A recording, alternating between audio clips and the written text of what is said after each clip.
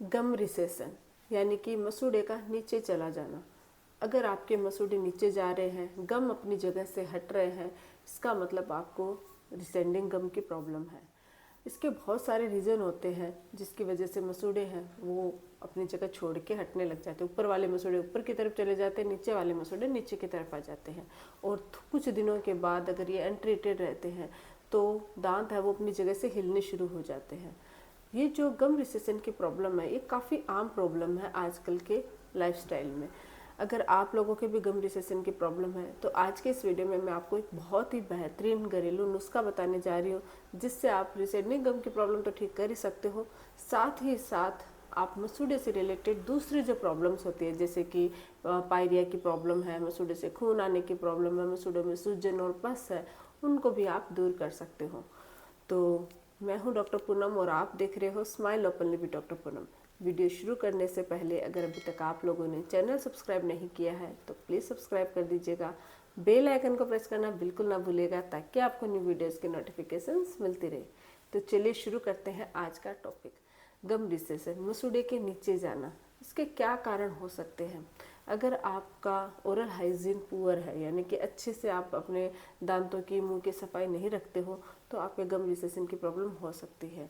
मुंह और दांतों की सफाई से मतलब हो गया कि बहुत सारे लोग हम तो ब्रश करते हैं और क्या, ब्रश प्रॉपर तरीके से ब्रश करना जरूरी है। ब्रश सिर्फ ब्रश करने से कुछ नहीं होता है, आप ब्रशिंग टेक्निक से ब्रश करो, जैसे कि राउंड फॉर्म या अप टू डाउन फॉर्म में ब्रश कीजिए। अगर आप हॉरिजॉन्टल फॉर्म में अग्रेसिवली ब्रश करते हो तो इससे भी आपके मसूड़ों में प्रॉब्लम हो सकती है। मसूड़ों में खाना जो फंसा हुआ होता है वो मसूड़े के अंदर ही रह जाता है अगर आप प्रॉपर तरीके से ब्रश नहीं करते हो। साथ ही हर 3 महीने में ब्रश आपको चेंज करनी होती है। अगर आप 3 महीने लगातार 1 साल 2 साल अपनी ब्रश को यूज़ करते हो तो उसमें बैक्टीरिया डेवलप हो जाते हैं जिसकी वजह से वो आपके दांतों को क्लीन अच्छे से नहीं कर पाता है और रिसेशन गम की प्रॉब्लम शुरू हो जाती है, गम रिसेशन शुरू हो जाता है। इनके अलावा क्या होता है, फ्लॉसिंग भी बहुत ज़्यादा इंपॉर्टेंट होती है। आप दिन में 2 बार ब्रश कीजिए, रात को फ्लॉस कीजिए। अगर आप फ्लॉस नहीं करते हो तो भी दांत इंटरडेंटल एरिया में जो खाना फंस जाता है यानी कि 2 दांतों के बीच में फंसा हुआ खाना सिर्फ ब्रश से नहीं निकलता है, तो उसके लिए हमें फ्लॉस की ज़रूरत पड़ती है। अगर आप फ्लॉस प्रॉपर नहीं करते हो तो वो खाना उसके अंदर ही रह जाता है और धीरे धीरे वो गम में इन्फेक्शन क्रिएट कर देता है और कुछ समय बाद है जो मुंह में मौजूद बैक्टीरिया है वो उन खाने को कांटेक्ट करके उसको प्लाक या टाटर में कन्वर्ट कर देते हैं और टाटर और प्लाक वहाँ पे अपनी जगह ले लेते हैं और मसूड़ों को अपनी जगह से हटा देते हैं। तो इससे भी गम रिसेशन शुरू हो जाता है। तो ओवरऑल बात यह है कि अगर आपके ओरल हाइजीन पुअर है तो आपके गम रिसेशन की प्रॉब्लम हो सकती है। दूसरा जो कारण होता है वो होता है हार्मोनल प्रॉब्लम। बहुत सारी महिलाओं में जैसे कि प्रेगनेंसी के दौरान या उसमें हार्मोन्स चेंज होते हैं जिसकी वजह से मसूड़े में सूजन आ जाती है, ब्लीडिंग गम्स की प्रॉब्लम हो जाती है। उसको अगर हम ध्यान नहीं देते हैं तो वो जो स्वलन गम की प्रॉब्लम है वो और ज़्यादा बढ़ती जाती है और धीरे धीरे एक सिचुएशन में गम्स के अंदर इन्फेक्शन पस बन जाती है और वो पस है वो आपके मसूड़ों को दांतों से हटाना शुरू कर देता है, तो इससे भी गम रिसेशन बढ़ता है। अगर आपके बोन वीक है, हड्डियां कमज़ोर है, कैल्शियम की कमी है तो उसकी वजह से भी आपके गम रिसेशन हो सकता है।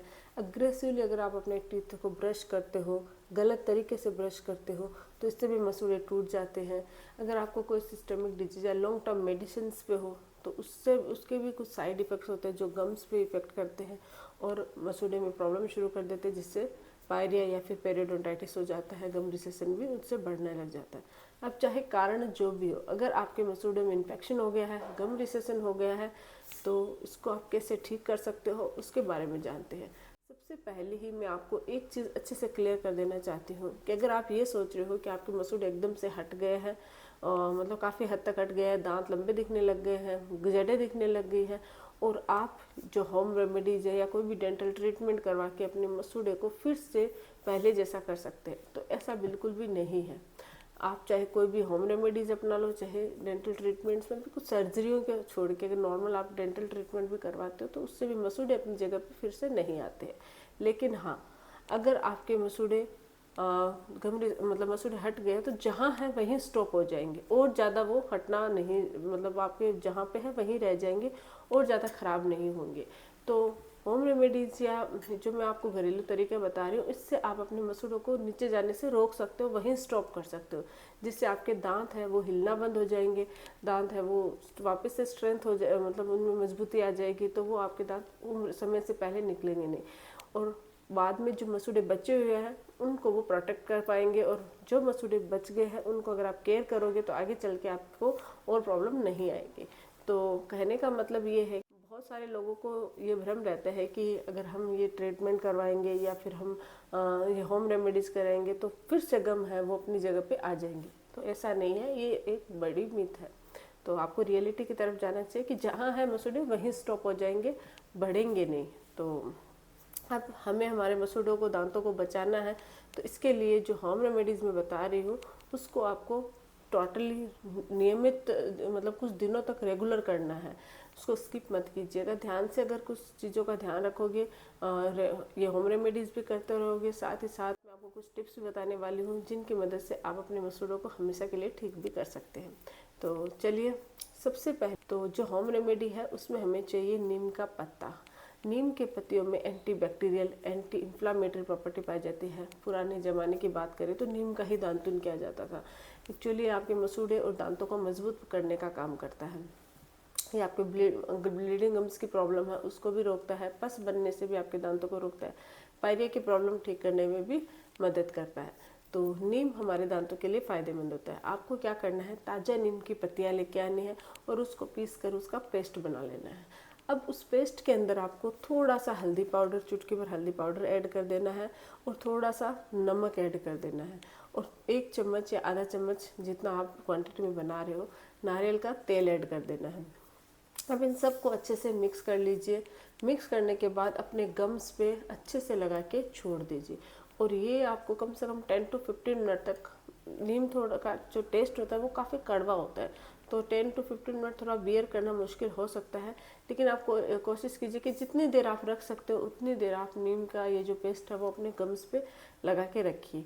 उसके बाद हल्के हल्के हाथों से गम्स की मसाज कीजिए, up to down, down to up. कुछ देर तक 2 से 3 मिनट मसाज करने के बाद, फिंगर की मदद से मसाज करना है, ब्रश व्रश कुछ नहीं लगाना। मसाज करने के बाद आप नॉर्मल पानी से कुल्ले कर लीजिए। ये जो रेमेडी है ये आपके मसूड़े को भी मजबूत करती है, पस की प्रॉब्लम मसूड़े में, पायरिया की प्रॉब्लम, प्लाक बनने की प्रॉब्लम, इनको दूर करने के साथ साथ गम रिसेशन को भी रोकता है। साथ ही ब्लीडिंग गम्स की प्रॉब्लम, मुंह से बदबू अगर आपके आती है, मतलब बेड ब्रीथ की प्रॉब्लम है, तो वो भी इससे दूर हो। तो नीम की पत्तियों का पेस्ट आप अपने मसूड़े पे लगाइए, इससे गम रिसेशन ठीक होता है। इसके अलावा आप ऑयल पुलिंग कर सकते हैं, और गुनगुने पानी से नमक डाल के, गुनगुने पानी में नमक डाल के कुल्ले कर सकते हैं। ऑयल पुलिंग में क्या होता है कि आप नारियल का तेल या फिर तिल्ली का तेल लीजिए, उसको अपने मुंह में कुछ देर तक रखिए, जितनी देर माउथ में रख सकते हो अच्छे से घुमाइए, गम्स पे घुमाइए, मुंह में, मसूड़े में, उन पे घुमाइए कुछ देर तक। जितनी देर रखा उतनी देर रखिए, फिर स्पिट कर दीजिए, फिर लीजिए, फिर 2 चम्मच लीजिए और जितनी देर माउथ में रख सकते हो उतनी देर रखिए, फिर स्पिट कर दीजिए। ये प्रोसेस आप 10 to 15 मिनट तक कीजिए। इसी को हम ऑयल पुलिंग कहते हैं। ये मुंह में मौजूद जो बैक्टीरिया होते हैं जिसकी वजह से गम रिसेशन होता है, गम में इन्फेक्शन होता है, उसको डिस्ट्रॉय करने का काम करता है। तो ऑयल पुलिंग से आप अपने गम रिसेशन की प्रॉब्लम ठीक कर सकते हो। गुनगुने पानी में नमक डाल के कुल्ला करना, ये मसूड़े को मजबूत बनाता है। नमक में नेचुरल एंटीबायोटिक का काम करता है। नमक anti inflammatory, antibacterial property पाई जाती है। ये भी मुंह में मौजूद जो बैक्टीरिया होता है उनको डिस्ट्रॉय कर देता है। तो इससे गम इन्फेक्शन, गम ब्लीडिंग और साथ ही पायरिया की प्रॉब्लम और गम रिसेशन की प्रॉब्लम सभी दूर होती है एक साथ ही। तो नमक के पानी से कुल्ले करने से भी आपके गम रिसेशन ठीक होता है।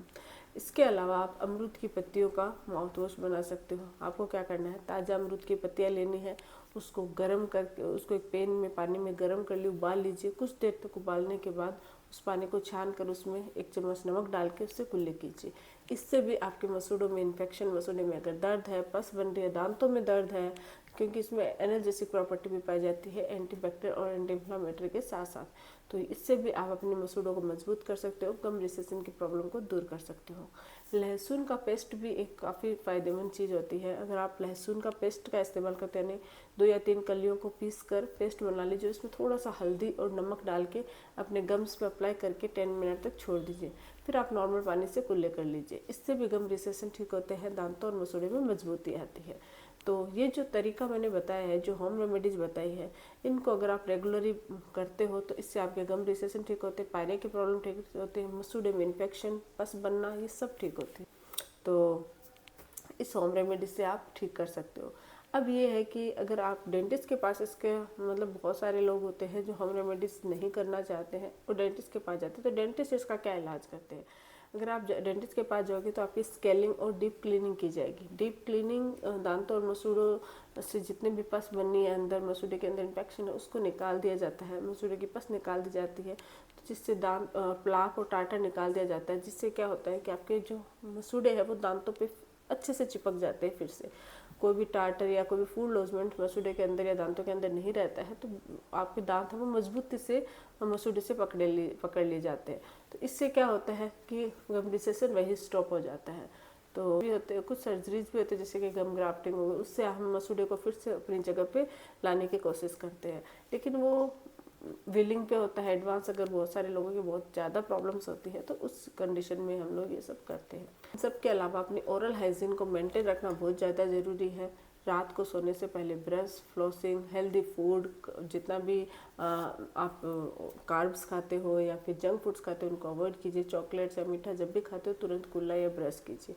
थोड़ा सा अगर आप ध्यान रखोगे तो मसूड़े के इन्फेक्शन और दांतों से जुड़ी सभी बीमारियों को आप दूर कर सकते हो। आई होप कि वीडियो आप लोगों को अच्छा लगा हो। वीडियो अगर अच्छा लगे तो प्लीज़ चैनल को लाइक कीजिए, शेयर कीजिए, सब्सक्राइब जरूर कीजिएगा। Thank you.